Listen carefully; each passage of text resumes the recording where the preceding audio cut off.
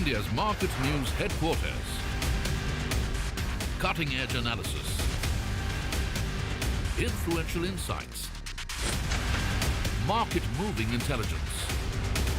Broadcasting live from the CNBC TV 18 Motilal Oswal studios in Mumbai.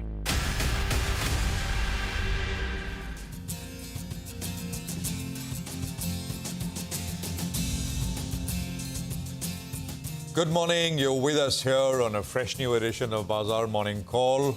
Markets this Tuesday morning are a little quiet around the globe. US markets were shut overnight, so no real cue or handoff in that sense. But here in India, we've had an up and up kind of a market, 13 days in a row. We're coming to you from the CNBC TV 18 Motilal Oswal studios. I'm Prashant, with me, my colleagues Nigel and Survi. Guys, hi, good morning. Hi, good morning, guys. Morning. Today I realize that it's Prashant who's popping up with the color, reminding me of fields of lavender and all of that. but maybe we can use some color, because I think markets getting into, at least at the headline index level, a bit of a congestion. Well, that's right. Historic moment. So good to be here. 13th straight session. We ended in the green yesterday. And let's see whether or not we can get maybe a couple of more sessions on the winning side. Absolutely. And, so no US last night, but I think we'll trade off where we left off yesterday. And of course, expectations here. Wondered many times, right? Do we really need global markets? But on a long enough timeline, it does matter. Absolutely it does. Well, let's just quickly take a look at what you need to know. So 13 days in a row now, the market's been up, right? A winning streak like we've not seen for a long, long time. Yesterday was, of course, higher, but it was lackluster. It was a bit of a sort of no momentum. It never really threatened to either break on the upside or break supports, etc. Broader market was negative, and you get those kind of days as well. I would say that maybe we are getting a little stretched here, and a negative close perhaps then will make us start to wonder if we need to pull back a little bit. That might not be such a bad thing either. It's not as if we've done a lot in these 13 days. It's been, as I said, most days 30, 40 point kind of days, and then sometimes you get these big flourish, these big moves as well. But it's been 13 days, so it's a long, sort of uninterrupted kind of move, and that doesn't go on usually for a very long time. Now, US markets, as I said, were shut overnight, and you've got the no cues out of there, and generally other markets, etc., have also been pretty quiet. You look at Europe, etc. US ISM manufacturing prints tonight, and then Friday's job data. If you're looking at what to watch out from the US, I think Friday's labor market data for the month of August is the big one, which perhaps has the potential to move markets. Which straight away then gets us to the levels, etc. Again, they remain pretty similar. We of course got above the 25,300 levels. That was the first sort of resistance I've been putting out for the last almost 10 days now.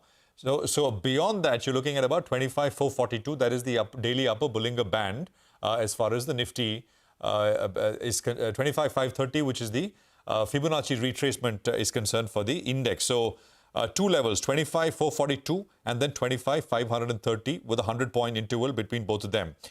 Supports come in at the hourly average, 25,121. I don't think you need to look at the daily moving averages because they are even below, and there is a gap opening up even here. Bank Nifty touched the 50% retracement, which is 51,508. On Friday, it kind of almost got to, and yesterday it got to it.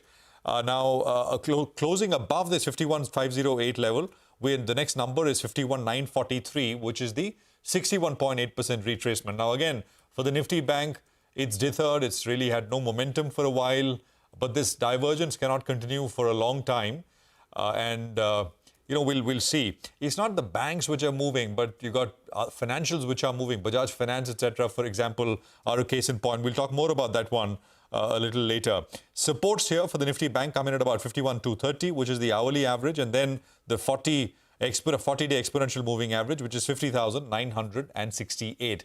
So it's a bit of a drift here with no global sort of cues to handhold either way, up or down. And of course, we've been up for quite a bit. So a quieter kind of day perhaps is what we should expect. 22 odd points higher is where the GIFT Nifty is indicating the open higher will be at. Survi. Oh, well, absolutely.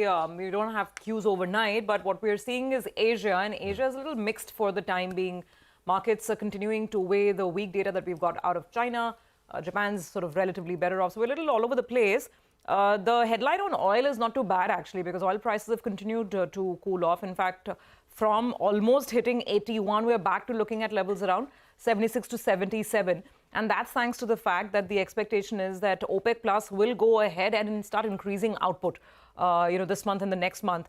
That's what some of the agencies have been picking up, and this contrasting with a backdrop of weaker demand, and that's why we've got that pressure on oil prices. But to quickly sort of talk about some of the other issues at hand, yesterday there was a lot of commentary coming in from one of the SEBI members, one of the whole-time members, Mr. Ashwini Bhatia. So this whole issue about the IPO market, main board market, and specifically the SME market, SME IPOs, SME listings, whether there's something more that may come for this space or not. What did he say? I'm just sort of reading out the statements. No checks and balances in the SME listing space and in the SME public market itself. He said that diligence required of merchant bankers, chartered accountants, and exchanges is missing. So time and again, we had the SEBI warning on the SME segment. Now we have one of the whole-time members publicly speaking about it.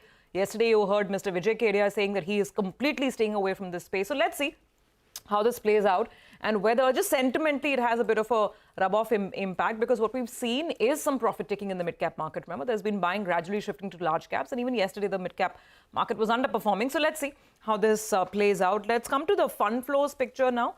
And here you had some buying on the FII front after quite a long time. About 1,700 crores of buying coming in, and for a change, it was actually domestic institutions that were at a net level. There was sort of sitting on the marginal side, about 350 crores of net buying coming through. Today, I reckon the focus is going to be really all about individual stocks. So just a flavor, and we'll hear more in our top 10 segments. And when the team sort of comes in, Keynes is going to be setting up India's 5th semiconductor facility for testing, for assembly, and we'll talk to the company as well. There's HAL, large, big contract. They'll be supplying engines for the Indian Air Force's Su-30 MKI aircraft. It's a big contract as well, 26,000 crores. Muthoot Finance's MFI arm is finally going to make its way to the street. The listing of Belstar Microfinance will happen as it's gotten the approval for the IPO. There's Adani Green. Yesterday, remember, Adani Power was moving. Adani Green, they're doing a JV, and Total is putting more money in that JV. So let's see. I reckon that it's going to be more about individual stock action, even if the headline index gets into a bit of a consolidation batch. Well, a couple of technical indicators suggest that the uptrend is intact, but the pace of the uptrend may slow down a little bit from here on. That's at least what the data points are suggesting. And in yesterday's trading session, well, you had the Nifty as well as the India VIX. Both of them moved in the same direction. Remember, normally there's an inverse relation between the two, and that sometimes calls for some kind of cautious view just in the near term. So keep that in mind. The PCR as well, we mentioned yesterday, it had moved to the upper end of the band at around 1.4. In the early morning trade, it went closer to around 1.5, but it cooled off towards the end because of the kind of call writing, and now it's at more reasonable levels of around 1.18. What did the FIs do in yesterday's trading session? Well, they added more shorts than longs. I like that. Hopefully that continues. You have some shorts in the system. That helps you. But yesterday, in fact, the FI participation itself was a little bit low. Though if you look at it, well, the short positioning now is holding around that 30% odd mark. Moving to the options data then. There was a bit of a short straddle that's at play out there. The same strike, you write the call, write the put, and you pocket the premium of close to around 200 points or thereabouts. But an important observation yesterday was you got the direction right. The Nifty ended in the green, but if you bought calls, you didn't make any money because there was writing being seen. More call writing, more aggressive call writing than put writing is what we saw in yesterday's trading session, which explains why the PCR did come down in trade yesterday. So just plugging in the numbers, going by yesterday's movement, going with the options data, it seems, if there's a short straddle at play, this is the broad range, in the near term, this 400-point range on. For today, the resistance comes in at around this 25,400 mark, and the support is in this vicinity of around 25,250 going by the options data. We'll also have the Nifty Financial Services Index that will play out expiry, so keep an eye out on that. Two stocks is what I'm looking at. One is Vedanta. China's in a bit of a sticky spot with regard to the data points that we're getting out there. But they've declared the third dividend. Close to around 20 rupees is what they've declared yesterday. And they already declared 15. So 35 rupees, and we're halfway through the year. Well, it's given better returns. Actually, the dividend yield is better than even an FD. But keep in mind, China's in a bit of a sticky spot. So that's a stock that I'll be tracking. That's point number one. The second one I'm looking at is Tilaknagar Industries.